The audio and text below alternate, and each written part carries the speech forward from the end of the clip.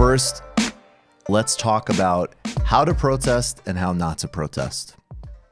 Extinction Rebellion is an incredibly important group, one we've actually shouted out on this show before. It's very important to center the urgency of the global ecological crisis. In fact, we are going to center more of it and work on more of that on the show.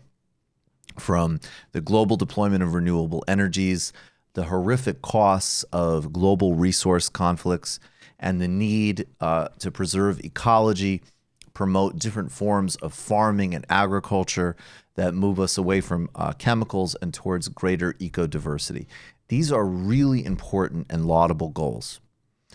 And even if I don't agree with all of Extinction Rebellion's politics, I am willing to support people putting their bodies and their energy out there for something so existentially important. Now, there's debates within the environmental movement. Are we centering human experience, or are we trying to decenter the human experience when we talk about the environment? Is there a way of balancing, moving away from a sort of egocentric human view of that replicates the idea of dominance or dominion over the earth, which is absolutely problematic and is splitting and is separating from nature, but then at the same time also doesn't go into the problematic tendencies of deep ecology, which in between sort of erasing the distinct aspects of the human experience can even echo a reactionary and anti-humanist politics. We have to be real about this. If you look at the terrorist in Texas's manifesto from several weeks ago, it was a call of racism. It was a call of white supremacy. It also was something with some very perceptive environmental analysis. And that is why, if we disconnect the reality that the ecological crisis will subsume all of us from a humanistic, empathetic impulse and serious, grounded Marxist politics, it will go in very problematic directions. From the worst, from eco-fascistic terrorism, to what in this case was clearly a huge mistake and just absolutely strategically catastrophic and foolish. And this is Extinction Rebellion's protest on the tubes in London. Let's play a minute of it. And of course, I just want to say these activists, we're playing this tape now, are stopping train traffic here. So this is disrupting people's day, their ability to get to work. And not in the financial district either. And not in the financial district. These are working people. This is catastrophically stupid. Now, these people were eventually pulled off the train and beaten, which of course we also is terrible. And you know, but this is a disaster. Eventually, these guys are going to get pulled off the train, and it turns into a brawl. The action, last week, and this is at the Canning train station, commuters were held up by a demonstration by a few Extinction Rebellion protesters. The action was extremely unpopular, both within the general public and within members of the Extinction Rebellion movement. Let's remind ourselves, Extinction Rebellion is still doing a lot of very smart and very important and strategically targeted direct actions. Extinction Rebellion leadership released a statement acknowledging that the action was divisive and that many of the members were not in the action, and that those who acted, quote, planned their action autonomously within Extinction Rebellion's principles and values centered around nonviolence and compassion. I don't know if it's compassionate, frankly, to interrupt people's way to work in an incredibly pressed global economy. Now, let's look at the contrast. These are there's a movement going across Chile right now, which we'll talk about more later in the show. These Chilean activists, and what set off the movement in Chile was a increase in fares on public transportation imposed by the Piñera government. Check out what these activists in Chile did when they occupied this subway station.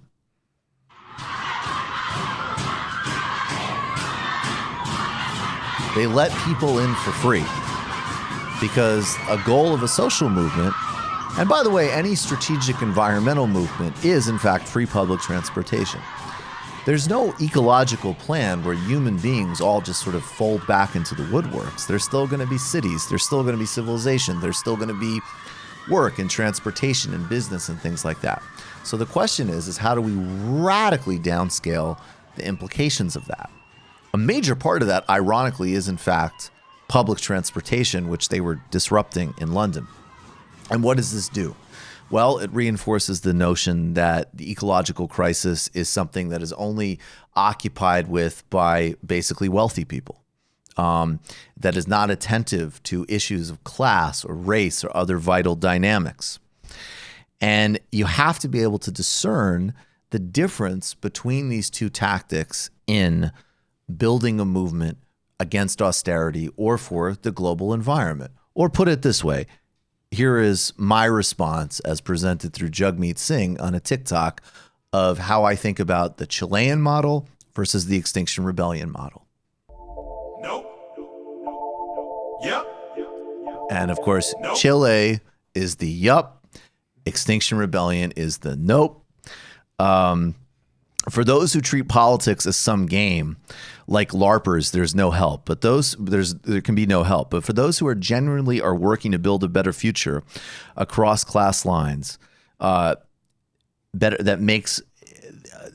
a better future that makes mistakes and self-reflection crucial. Building mass movement politics is not easy, and it's vital to meet people where they are. You cannot force your value system or your subculture on them. You have to meet them where they are and build out from that. Without class analysis, we're lost. The strategic failure of the Caning Town action is one of a lack of class analysis, context, and putting your desires over the interests of a broader group. Successful political action makes the desires of the group clear and the forces that are suppressing these desires clear as well. Lashing out mindlessly against the quote-unquote system creates more confusion, unintended enemies, and suggests that the cause of the environment is for the few, not the many, which is a fundamental strategic and moral mistake. You guys have anything you want to add? I would just add that, as we build more mass movements and especially protest movements, we have to be very clear about our strategies.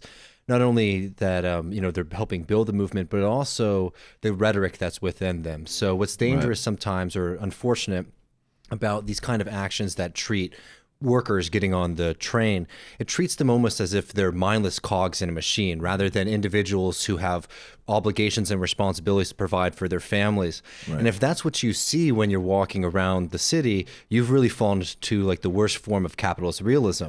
And that's absolutely what we need to be fighting against. So it's really important that when we're building movements, as we saw in Chile, that you're bringing people in and also meeting them at their own material interests and not trying to steamroll over them. Absolutely. Yeah, the whiff of misanthropy to do with that type of action is just really, I think, off-putting.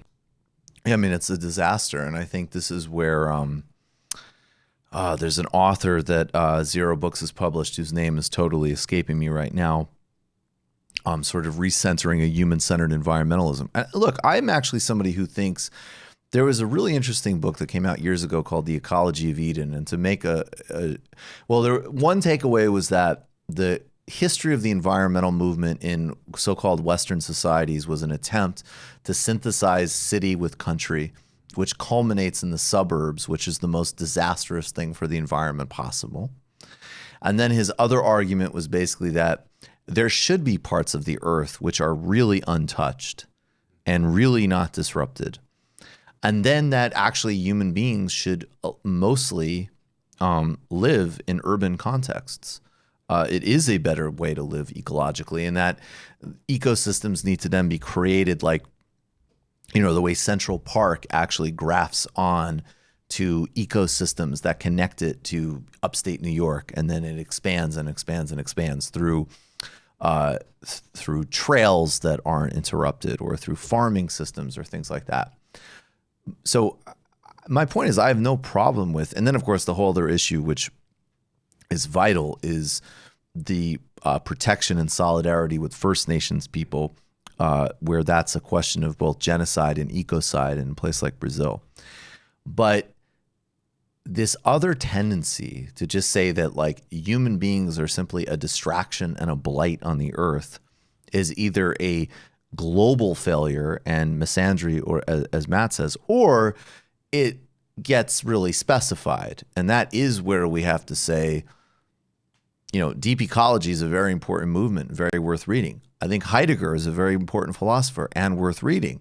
But then if we're going to take all of it in, it isn't just guilt by association. It's a through line of thinking that says, why is it that some people in the 80s, and granted, they were extreme fringe, but it was a tendency suggested that things like AIDS might be beneficial because it would lower the human population. And then you correlate that with Heidegger's writing on ecology, and you also recognize that, like, yes, and Heidegger was also a Nazi. You have to be extremely clear about the intellectual origins of these things and then what you're contextualizing it in. The environmental movement, ecological movement needs to be pro-human. We've already talked about this in the context of the presidential debate too, with that question that CNN town hall given to Bernie Sanders about basically reproductive health in the third world. And horrifying. Yeah, exactly. Horrifying. It's not theoretical that connection's being made. It's being made more and more explicitly. More and more explicitly. And then that's another terrifying correlation, right? Because why is it that then I see the discourse of a certain type of someone who's on the grassroots and might be drawn to something like Extinction Rebellion, sounding like some of the most creepy, sinister Bill Gates population initiatives I've ever heard in my life. And that's where I'll also cite Liz Franzik and put on the table. This is the only reason, by the way, for those of you who saw the Tim Pool Sam debate, which I literally cannot watch, it is the most embarrassing. Honestly, I'm not fucking around. It's one of the most embarrassing things I've seen in my life. When Tim Pool, when his beanie lit up with the Thanos analogy, the reason I know, I don't watch the Avengers movies, the reason I know about Thanos, and apparently Thanos is the villain in the Avengers movie, but he's a conflicted villain because supposedly he's trying to kill off a certain part of the human population so as to protect the global environment. And Tim Pool, he just hung Sam out to dry because he made the point that, of course, Sam is Thanos. I'm embarrassed I'm even talking about this. But Liz Franzik, who's been on this show, super smart, she made the point, probably on her podcast, I'm assuming, True Anon, that just as a cultural matter, why is it that that viewpoint is becoming like a sympathetic villain to be valorized, right? Like, you got to be very conscious of these discourses, not in a conspiratorial sense, but in a cultural replication sense. And as environmental concerns become more just literal reality, which they already are, global migration patterns, early deaths, things like this, if you don't center them, as Joshua Kahn Russell would say, within a context of justice, they are going to get filtered through every other toxic capitalist and authoritarian system we're operating under. I mean, and this goes back to, Gramsci. This goes back to even the critique of like all the cancel culture trash. Don't replicate dominant culture. You need to escape the parameters. And if the environment gets filtered through that, it is going to turn into, horrifying neoliberal nudge control or fascism.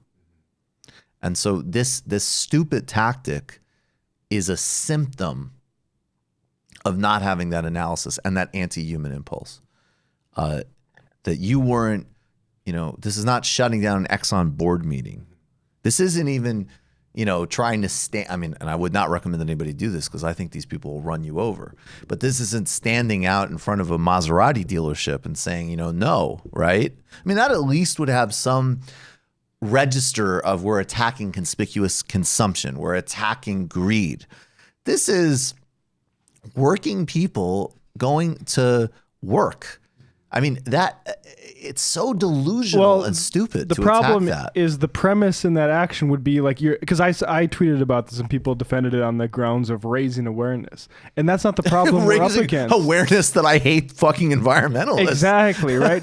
it's not the problem with awareness. People know something needs to be done about climate and carbon. The problem is power. So direct your actions toward them. And I would also add that fundamentally a big problem with this action was that it was individual action. So these were members of a group who the group told them they don't want them to pursue the action, but they took it on themselves, right? And this is something that could be very damaging. You know, I cut my teeth in Occupy, and that was something that was always very frustrating when you had a group of people and we were trying to organize actions together as a mass, as a group, as a people, so that when you see a large group of people, you say, wow, there's people power behind this idea. Versus a couple people causing a huge inconvenience for everybody, and then also, you know, with the emblems that associate them with a larger group. You know, when we're talking about not replicating certain structures, you know, the kind of the desire as an individual that, like, myself, I'm the one who's going to make the change instead of I'm going to be a part of a movement, right? That's like exactly the kind of thing that we need to be doing, is building movements of people, not just relying on individual action, because that's never going to work. Not atomized neoliberal subjects. You just watched a Michael Brooks show video. Subscribe to get them all. Why wouldn't you? Don't be foolish. Click subscribe below and become a patron as well. Patreon.com/TMBS. Thanks, everybody.